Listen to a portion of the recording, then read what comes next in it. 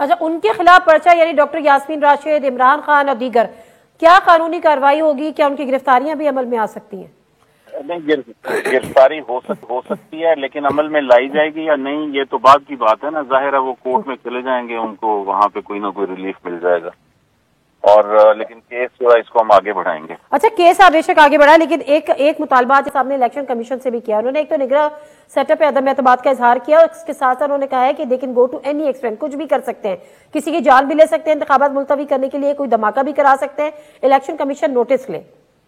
یہ ایک جھوٹا شخص ہے، اس کی میں باتوں کا جواب نہیں دینا چاہتا. جو بندہ خود کسی عدالت کو نہیں مانتا، جو الیکشن کمیشن کو روز گالیاں دیتا ہے، جو نیب میں پیش نہیں ہونا چاہتا، جو ایف آئی اے میں پیش نہیں ہونا چاہتا، جو کسی ماضی میں جس نے کسی کمیشن کو نہیں مانا، اس شخص کی آپ باتیں جو ہیں، اس کے جو الزامات ہیں، ان کو اب دنیا کوئی سیریس نہیں لیتی. پتہ چل چکا ہے لوگوں کو کہ یہ ایک حواس باختہ بیوقوف مجذوب سا آدمی ہے جو ہر وقت فضول بکواس کرتا ہے.